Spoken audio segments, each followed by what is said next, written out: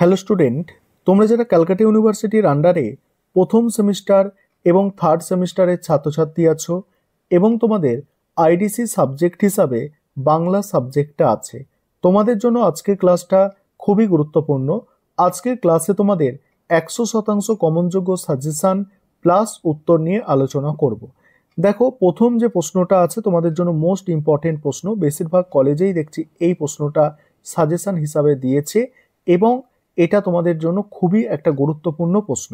প্রশ্নটা হচ্ছে পল্লী সমাজ উপন্যাসের নামকরণের সার্থকতা। এখানে কিভাবে লিখবে দেখো, তোমরা স্ক্রিনশট নিয়ে নিতে পারো। আর এতগুলো উত্তর কিন্তু পড়ে বলা একটা ক্লাসের মধ্যে সম্ভব নয়, তাই তোমরা তোমাদের সুবিধা মতো স্ক্রিনশট নিয়ে নেবে। আমি উত্তরগুলো দেখাচ্ছি, একদম পরিষ্কার পরিচ্ছন্ন করে লেখা আছে। আরেকটা বিষয় তোমাদের এখানে বলি, তোমাদের জন্য স্টাডি মেটেরিয়াল তৈরি করা হয়েছে। তোমরা যদি কেউ স্টাডি মেটেরিয়াল পারচেস করতে চাও, সেক্ষেত্রে স্ক্রিনে নিচের দিকে যে নম্বর দেখতে পাচ্ছ, এই নম্বরে যোগাযোগ করে আইডিসি বাংলা সাবজেক্টের স্টাডি মেটেরিয়াল পারচেস করতে পারো। দেখো, তোমরা সম্পূর্ণ প্রশ্নের উত্তরটা দেখে নাও। প্রথমে ভূমিকা দেওয়া আছে, তারপরে বিষয়বস্তু আছে। দেখো, খুব ধীরে ধীরে আমি স্ক্রল করে যাচ্ছি, তোমরা দেখে নাও।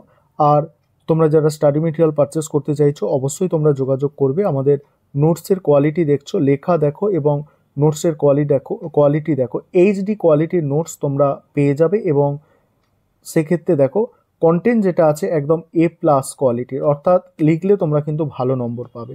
পরের প্রশ্ন দেখো, মোস্ট ইম্পর্টেন্ট প্রশ্নগুলোই তোমাদের জন্য বাছাই করে রাখা হয়েছে।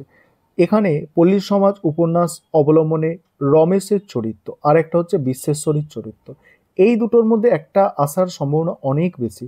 হয় রমেশের চরিত্র আসে, নয় বিশ্বেশ্বরীর চরিত্র আসে। কিভাবে তোমরা লিখবে দেখো, প্রথমেই আছে রমেশের চরিত্র, দেখে নাও। আমি স্ক্রল করে যাচ্ছি। আবারও বলছি, তোমরা যারা স্টাডি মেটেরিয়াল পারচেস করতে চাইছো যোগাযোগ করবে। স্টাডি মেটেরিয়ালের মধ্যে বড় প্রশ্ন এবং তোমাদের এসএকিউ প্রশ্ন উত্তর তোমরা পেয়ে যাবে। দেখো, সম্পূর্ণ প্রশ্নের উত্তরটা তোমরা দেখে নাও। তারপরে দেখো, এখানে দেখো, তারপরে এইটা আগে দেখে নাও তোমরা, তারপর আমি পরেরটা দেখাচ্ছি। পরেরটা হচ্ছে দেখো বিশ্বেশ্বরীর চরিত্র। বিশ্বেশ্বরীর চরিত্রটা দেখো, তোমরা সম্পূর্ণ প্রশ্নের উত্তরটা দেখে নাও। বিশ্বেশ্বরীর চরিত্র, রমেশের চরিত্র, বিশ্বেশ্বরীর চরিত্র, এগুলো আলাদাভাবে প্রশ্ন আসবে। মানে আমি একসঙ্গে লিখেছি ওখানে সাজেশনের জন্য, আলাদাভাবেই তোমাদের আসবে। পরের প্রশ্ন, পল্লী সমাজ উপন্যাসে গ্রাম বাংলার মানে সামাজিক দলাদলির যে চিত্র অঙ্কিত হয়েছে তা আলোচনা করো। অ্যান্সারটা দেখো। আর পল্লী সমাজ উপন্যাসের ওপরে একটু বেশি গুরুত্ব দেবে, কারণ তোমাদের তো সিলেবাসের মধ্যে যেগুলো আছে সবগুলো করতে পারবে না, তাই একটা থেকে যদি তোমরা বেশিরভাগ ইম্পর্টেন্ট প্রশ্নগুলো করে যাও, সেখানে কিন্তু একটা থেকে তোমার যে প্রশ্নই আসুক না কেন করে দিতে পারবে। এবারে পরে মডিউল 2 থেকে দেখো, মডিউল 2 থেকে সাবিত্রী রায়ের অন্তঃসলীলা গল্প অনুসরণে শকুন্তলা দেবীর চরিত্র বিশ্লেষণ করো। দেখে নাও শকুন্তলা দেবীর চরিত্র। আমি স্ক্রল করে যাচ্ছি, তোমরা তোমাদের সুবিধা মতো স্ক্রিনশট করে নেবে। দেখো, তোমরা দেখে নাও, সম্পূর্ণ প্রশ্নের উত্তরটা দেখে নাও। দেখো, সম্পূর্ণ প্রশ্নের উত্তরটা তোমরা দেখে নাও। আর তোমাদের যাদের স্টাডি মেটেরিয়াল পারচেস করার দরকার আছে, তোমরা অবশ্যই যোগাযোগ করে নেবে। আমরাও বলছি। পরের প্রশ্ন আছে, সাম্প্রদায়িক সম্প্রীতি ও মানবতাবোধের গল্প হিসাবে আদাব গল্পটি বর্ণনা করো। এই আদাব গল্প বর্ণনা করো আর এই সম্প্রীতি ও মানবতাবোধ, এটা মোস্ট ইম্পর্টেন্ট প্রশ্ন। আদাব গল্প থেকে সব থেকে গুরুত্বপূর্ণ প্রশ্ন। আর তোমাদের এর মধ্যে সব থেকে গুরুত্বপূর্ণ প্রশ্নগুলোই বাছাই করে রাখা হয়েছে। আর দেখো, তোমাদের প্রশ্নের উত্তরটা দিয়ে দেওয়া হচ্ছে, তোমরা স্ক্রিনশট করে পড়তে পারো আর দেখে নাও তোমরা। আর তোমাদের আবারও বলছি, স্টাডি মেটেরিয়াল যদি তোমাদের পারচেস করবো বলে মনে হয়, তাহলে তোমরা যোগাযোগ করতে পারো। এরকম কোয়ালিটির তোমরা স্টাডি মেটেরিয়াল সেক্ষেত্রে পাবে।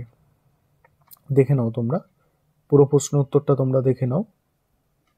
এবারে পরের প্রশ্ন যেটা আছে, স্থিরপত্র গল্পটি কোন শ্রেণীর গল্প? রবীন্দ্রনাথ কিভাবে এই গল্পে তার বক্তব্যকে উপস্থাপিত করেছেন? এই প্রশ্নের উত্তরটা দেখে নাও। এটাই শেষ প্রশ্ন আমি আলোচনা করছি, দেখে নাও তোমরা।